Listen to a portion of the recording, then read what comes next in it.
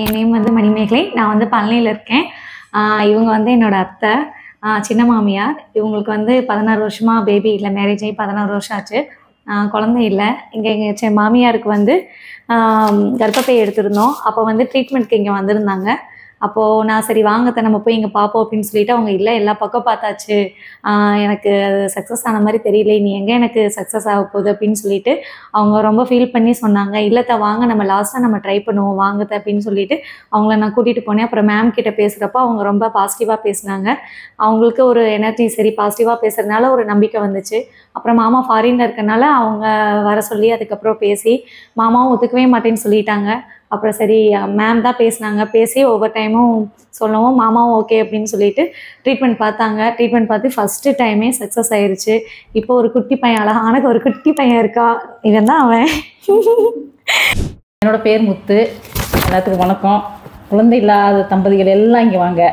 அதுக்காக தான் நான் பேசுகிறேன். இப்போ கல்யாணம் ஆகி 16 வருஷம் ஆச்சு. எங்கள் ஊர் மாப்பிள்ளை ஊர் வந்து உசிலம்பட்டியில் பக்கத்தில் சுடிவச்சான்பட்டி கிராமம் தான்.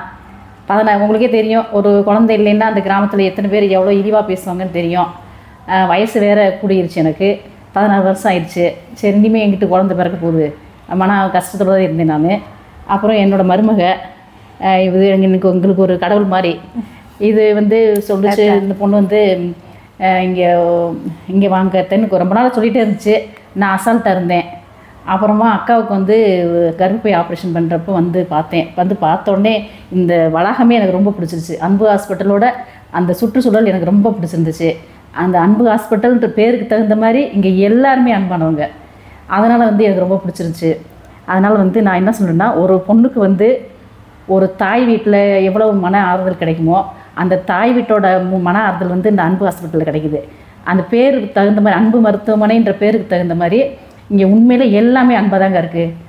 அவங்க பேசுகிற கனிவான பேச்சு, பார்வை, அவங்க கவனிக்கிற விதம், இதிலே வந்து நம்மளோட நோய் பாதி குணமாயிரும். இது வந்து இந்த அன்பு ஹாஸ்பிட்டல் வந்து அந்த பழனி முருகனோட மேற்பார்வையில் அமைஞ்சிருக்குங்க. அவரோட கனிவான பார்வை இந்த அன்பு ஹாஸ்பிட்டலுக்கு 100% இருக்குது. அடுத்து வந்து இந்த அன்பு ஹாஸ்பிட்டல் வந்து எங்கேயும் தேட தேவையே இல்லை. பக்கத்தில் ரயில்வே ஸ்டேஷன் இருக்குது. ரயில்வே ஸ்டேஷன் பக்கத்தில் அன்பு ஹாஸ்பிட்டல் இருக்குங்க. இது ஒரு அன்பு ஹாஸ்பிட்டல் வந்து ஒரு கோவில். இந்த கோயிலுக்குள்ளே முதல்ல உள்ளே நுழைஞ்சோடனே 2 காவல் தெய்வம் இருப்பாங்கள்ல, அவங்க தாங்க வாட்ச்மேனு. ரொம்ப சூப்பர். அவங்களோட பேச்சு, எத்தனை மணிக்கு வந்தாலும் அவங்க நடந்துக்கிற விதம் எல்லாமே சூப்பராக இருக்குது. அதுக்கடுத்து வந்து சுகாதார வளாகத்தை பார்த்திங்கன்னா அதுவும் ரொம்ப சூப்பர்தே. யாருமே வந்து எந்த இடத்துலையும் ஒரு குப்பை எதுவுமே இல்லை. ஹாஸ்பிட்டல்ன்ற ஃபீலே இல்லைங்க, அவ்வளோ சூப்பராக இருக்கும். அடுத்து செவிலியர்களை முக்கியமாக சொல்லணும்.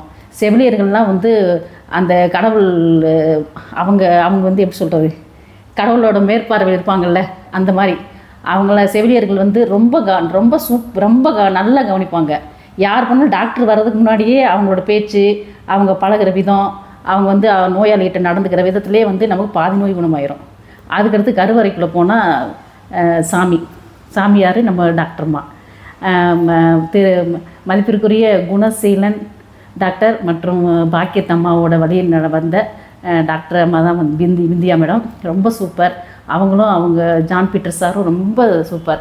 நீங்கள் அவங்கள பார்த்தாவே போதும், நம்ம நோய் பாதி குணமாயிரும். கருவறைக்கு நுழைஞ்சுன்னு நம்ம சாமி பார்க்க முடியல, அது மாதிரி அவங்கள பார்த்த உடனே நமக்கு தெரியும் நம்மளோட நோய் வந்து இங்கே வந்தால் தீர்ந்துருச்சு.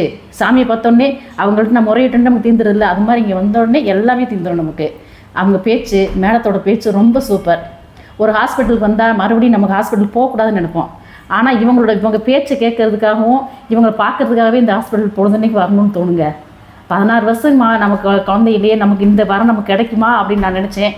அந்த முருகன் அருளால் எனக்கு இப்போ காட்டப்பட்ட ஒரே ஹாஸ்பிட்டல் இந்த அன்பு ஹாஸ்பிட்டல் தாங்க. அதனால் குழந்தை இல்லாத தம்பதிகள் யாருமே கவலைப்படாதீங்க. இங்கே உண்மையான அன்பு இருக்குது, உண்மையாக இருக்குது, நேர்மை இருக்குது. எந்த ஒரு பித்தலாட்டம் எதுவுமே இல்லைங்க, சூப்பராக இருக்குங்க. யார் வேணாலும் வாங்க, வந்தீங்க உங்கள் நோய் கட்டாயம் குணமாகும். என்ன சொல்கிறதுன்னு எனக்கு தெரியல. ரொம்ப வருஷம் கழிச்சு இப்படி ஒரு கனிவான ஒரு நல்ல ஒரு முருகன் பரப்பார் நான் நினைக்கவே இல்லை. அவரும் எனக்கு ஒரு குட்டி முருகன் பிறந்திருக்காரு. இத்தனை வருஷம் கழிச்சு கிடைக்குதா, ரொம்ப சந்தோஷமாக இருக்குது எனக்கு. அதனால் குழந்தை இல்லா தம்பதிகள் கூடுது, குறைகள் எல்லாம் இங்கு வந்தால் தீருது. எப்போ வர போகிறீங்க மக்களை, எப்போ வர போகிறீங்க, குழந்தை இல்லா தம்பதிகளை இப்போ வர வேணுங்க. குழந்தை இல்லா தம்பதிகள் கூடுது, குறைகள் எல்லாம் இங்கு வந்தால் தீருது. இப்போ வர வேணுங்க மக்களை, இப்போ வர வேணுங்க. நன்றிங்க.